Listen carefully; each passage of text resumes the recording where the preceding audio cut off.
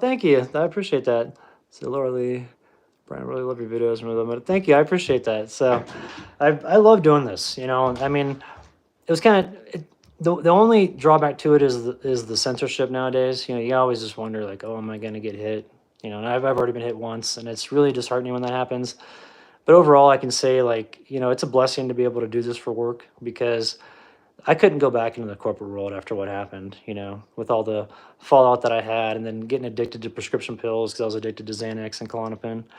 And, and what's so odd about that is I always prided myself on being like in control, you know. But once the stress got too much and I took one of those pills once, I'm like, oh, this is what it's like to not really care about anything. This is nice because I'd always worry about stuff, and that's probably a reason why, not to toot my own horn, but that's probably the reason why I was successful in the corporate world is because I was so scared to fail, and same with doing YouTube. I mean, that's why I worked for so hard for so many years on the road. I lived in my truck for 7.5 years, cranking out videos, saving money so I could buy my own place. I mean, that's a wild plan. That's not everybody can do that, and I wouldn't advise everybody to do it either. It's not easy.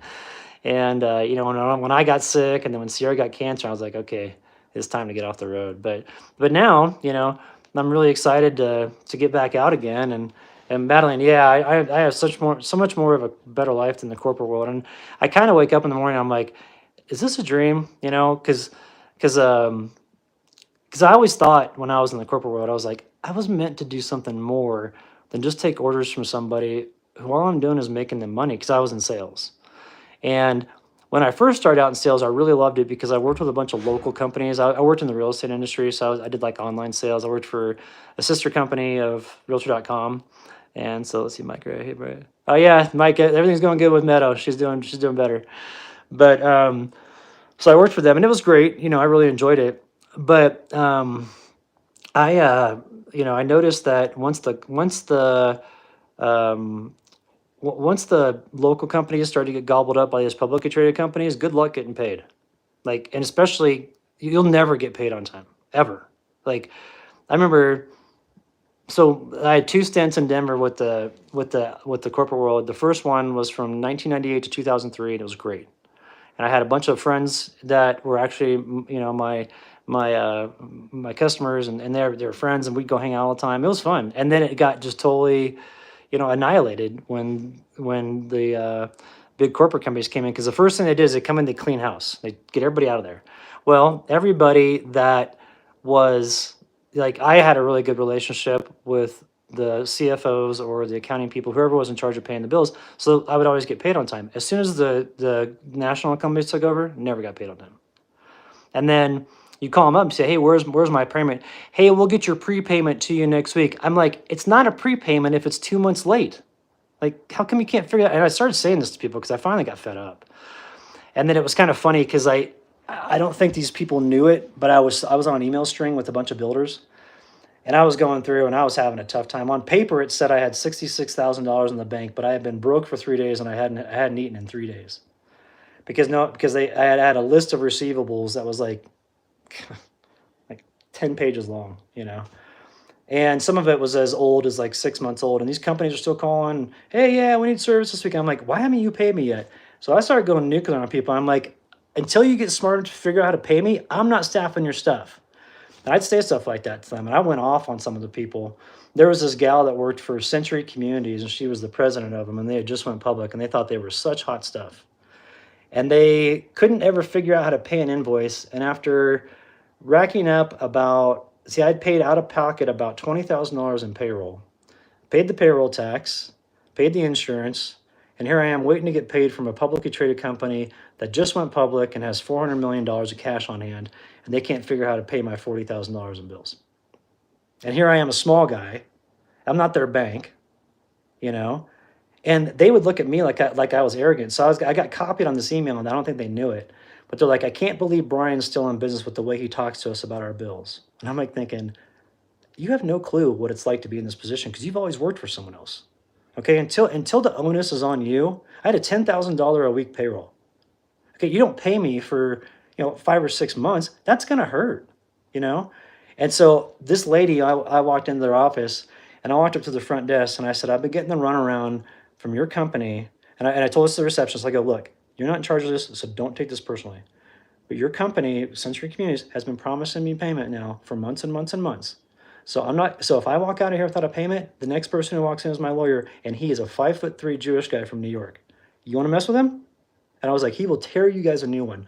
So she goes, well, let me call the CFO. I go, no, call the president. And so she called the president on the intercom, and I said, and she like walked up. She's like, "Hi, I'm so and so. Here's my card." I took her card and I threw it back at her. I said, "I will never call you, and let me tell you why." And I laid into her for about 10 minutes in her office, in the reception, like the entry, where everybody sits, like when you come into it. And my friend was vice president of sales for the company at the time, and he was around the corner. And he told me that he and all of his friends were laughing like crazy. They're like, that she needed to hear that so bad. He goes, you ripped her so hard.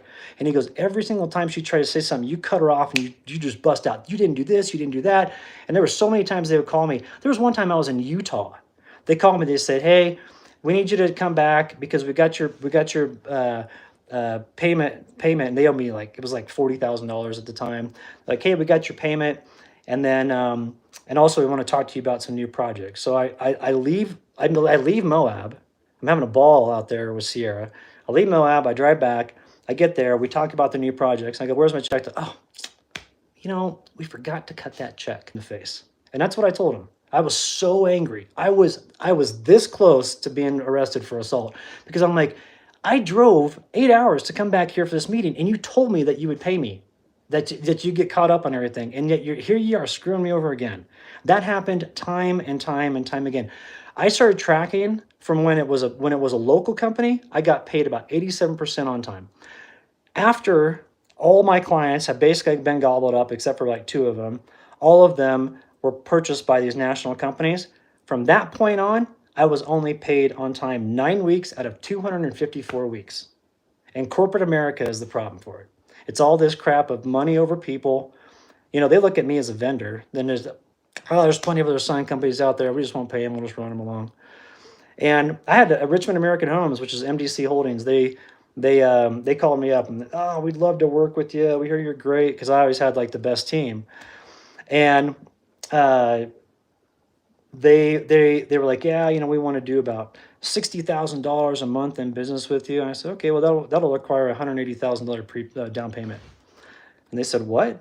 And I said, it's going to be a $180,000 down payment. I need 3 months in advance, because what you guys do, and I know it because all my friends have worked with you, is you string people out and you say, we're not going to pay you for 60 days. And then after the first 60 days, you start looking at invoices and you always make up excuses to delay payment. And I said, I'm not in the business to get screwed over by people. And I know who you people are. I said, if you want my people out there, you get $180,000 to me, and then we can talk. Until then, kiss off. Because I didn't want to work for them. And so I made it a point to like kind of be aggressive to them. And what's funny about that is they respected me for that. And they kept calling back, and I said, no, I'm not doing it. They're like, well, would you do it for 25 grand? I said, no, I wouldn't do it. They're like, you're one of the hardest guys to work with. I said, no, I'm not. I'm one of the most honest guys and most straightforward guys to work with. Know the difference. I'm not hard to work with. As long as you meet the terms that I have in there, keep in mind, you're calling me. I'm not calling you. I didn't call you for business. You're calling me. And Doreen, that's actually what I did the day I decided to shut down my business. I went around to every single client that had screwed me over, and I read them the riot act, and I was not kind about it. And the reason why I did that was because I had been living in my truck by that point for about 6 months. And I realized, I'm like, there's this whole other life out there that doesn't have to deal with this corporate crap and these arrogant CFOs who all it is to them is just the numbers. They don't think about, the person behind the numbers. They think, well, we need to put off, publicly traded companies are notorious for the last quarter of the year of putting off their invoices and leaving them till next quarter so that they can show a lot of cash on hand at the end of the year. They all do that. And so once that started happening in the builder industry, good luck getting paid from September to December. It's not possible. Like, you won't get paid. Especially in December, you won't get paid from any of those corporate companies. But they want service. I had a guy one time threaten me who said, this is for Oakwood Homes. This guy's name was Rhett, I think his name, or R-H-E-T-T. He thought he was a big shot. One of those guys, young guy, but he'd like shave his head and wear all these like fancy clothes and drive a big old BMW, thought he was hot shit. And he calls me up one day and, yeah, I need more people out. I said, well, I need you to pay. He goes, "What's going on?" And I said, "Well, it sounds like you don't know. So, I know that's not your department. Your wheelhouse is marketing, not accounting. But accounting's been blowing me off. They've been telling me they have a check ready every Friday. I show up, it's never ready. I said that's been going on for 2 months. And I said, until I get paid, I'm not doing service for you. And you know what he said to me? Instead of saying, "Hey, sorry, man, we'll get that squared away," he goes, "If you don't staff my projects this weekend, that's not going to be good for you." And he said it like he was going to try to kick my ass. I just laughed. I thought, okay. And so came the weekend, I didn't staff his stuff. So all of his people were calling me, all the on-site salespeople, because they all knew me because I was out there every weekend, checking out on stuff. And I was friends with all these people. But they called me that, "Hey, where are our people this weekend?" I said, "Hey, Rhett told me that if I didn't have people come out this weekend, he threatened me that it wasn't going to be good for me. And you guys are 2 months behind." And I said, "I told him I wasn't going to send out people until you guys pay me. I'm not going to work for free. And I'm certainly not going to front your payroll for the marketing services that you want from my company when you called me." So that's what it is.